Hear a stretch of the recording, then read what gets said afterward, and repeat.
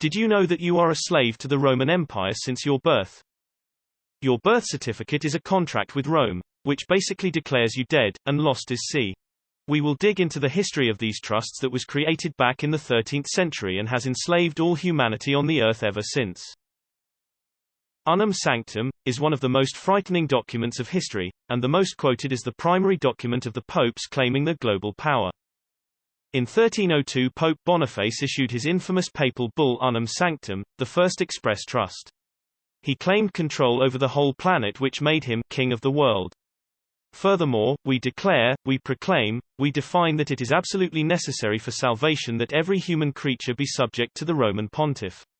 Unum Sanctum, His Holiness Pope Boniface VIII, November 18, 1302. It is not only the first trust deed in history, but also the largest trust ever conceived, as it claims the whole planet and everything on it, conveyed in trust. In celebration of the trust, he commissioned a gold-plated headdress in the shape of a pinecone, with an elaborate crown at its base. The pinecone is an ancient symbol of fertility and one traditionally associated with Baal, as well as the cult of Cybele. It also represents the pineal gland in the center of our brains. Crystalline in nature, which allows us access to Source, hence the 13-foot-tall pinecone in Vatican Square. Pope Boniface VIII was the first leader in history to create the concept of a trust, but the first testamentary trust, through a deed and will creating a deceased estate, was created by Pope Nicholas V in 1455, through the papal bull Romanus Pontifex. This is only one of 3 papal bulls to include the line with the incipit for a perpetual remembrance. This bull had the effect of conveying the right of use of the land, as real property, from the express trust Unum Sanctum, to the control of the pontiff and his successors in perpetuity. Hence, all land is claimed as crown land. This first crown is represented by the first Cestui Que Vie trust, created when a child is born. It deprives us of all beneficial entitlements and rights on the land.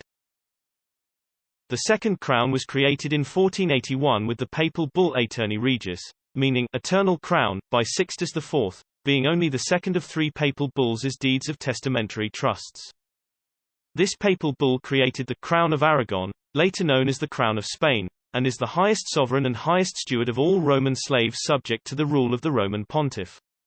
Spain lost the crown in 1604 when it was granted to King James I of England, by Pope Paul V, after the successful passage of the Union of Crowns, or Commonwealth, in 1605 after the false flag operation of the Gunpowder Plot. The crown was finally lost by England in 1975, when it was returned to Spain and King Carlos I, where it remains to this day. This second crown is represented by the second Cestui Que Vie trust, created when a child is born, and by the sale of the birth certificate as a bond to the private central bank of the nation, depriving us of ownership of our flesh and condemning us to perpetual servitude, as a Roman person or slave. The third crown was created in 1537 by Paul III, through the papal bull Convocation, also meant to open the Council of Trent. It is the third and final testamentary deed and will of a testamentary trust, set up for the claiming of all lost souls lost to the sea. The Venetians assisted in the creation of the first Cestui Que Vie Act of 1540, to use this papal bull as the basis of ecclesiastical authority of Henry VIII. This crown was secretly granted to England in the collection and reaping of lost souls. The crown was lost in 1816, due to the deliberate bankruptcy of England, and granted to the Temple Bar, which became known as the Crown Bar, or simply the Crown. This third crown is represented by the third Cestui Que Vie trust, created when a child is baptized. It is the parent's grant of the baptismal certificate, title to the soul, to the church or registrar. Thus, without legal title over one's own soul, we will be denied legal standing and will be treated as things.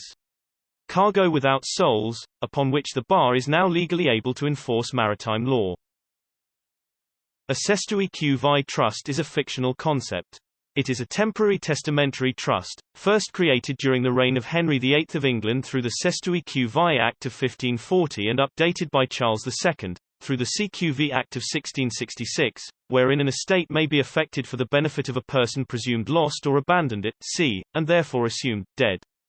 Each Cestui Que Vie trust, created since 1933, represents one of the 3 crowns representing the 3 claims of property of the Roman cult: real property, on earth, personal property, body, and ecclesiastical property, soul.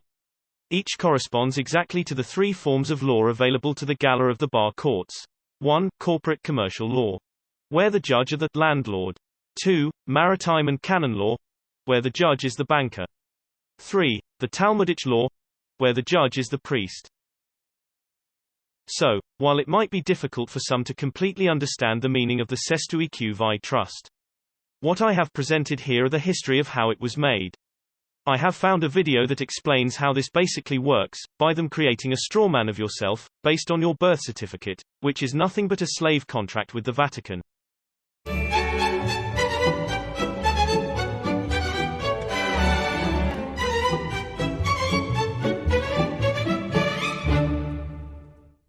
Ah, the government. It loves you and wants to keep you safe and well. It even wants to make paying taxes, fines, and court costs easier for you. How? Well, you'll need to meet your straw man. He was born the same day you were. He looks like you, has the same name, and lives in your house, but you never knew he existed. You will have even paid his parking tickets or taxes. The worst part? He's been dead from day one. From every birth certificate, a legal personality, or legal fiction, is created with the same name to confuse little old you into thinking it's you.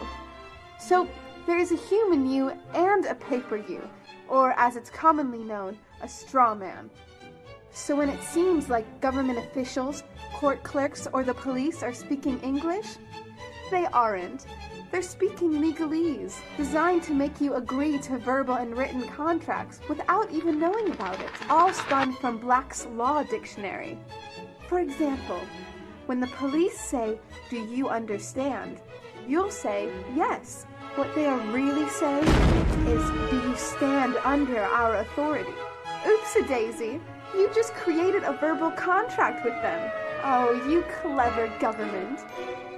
Did you know that whenever you register something, you are handing over title to the person you register it with? That's right. Whenever you register something with the government, they assume it belongs to them. Registered your car? Super! Now you are the registered keeper of your vehicle, and the government can crush it when you don't pay your, straw man's taxes. Expecting a new bundle of joy? Well then you need to register your little darling with a birth certificate. Then they can start the process all over again and create a new straw man for your little one. Isn't that great? So when Junior grows up, he'll be able to generate revenue just like you have. When you notify on your baby by signing the birth certificate, your child becomes a ward of state, and if the government doesn't like what you're doing, they'll assume it's okay to take the child away, or make new rules for things they don't like. Not enough school? Smacking your child? Shouting too loudly? Then it's off to social services for the little one.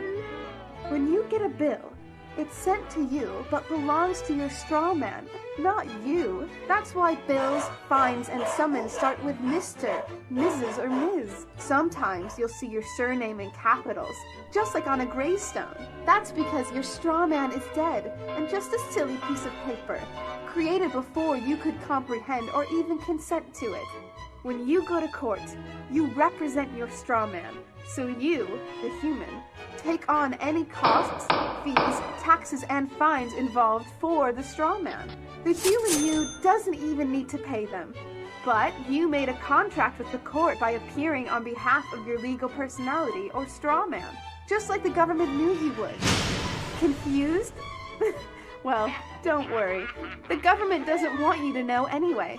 If you knew, you'd stop paying things like council tax and parking tickets. Because when you go to court, you are representing your straw man. You are you, alive and made of flesh and blood. Your straw man, or legal personality, is a piece of paper created from your birth certificate. And you think it's you. What a silly Billy.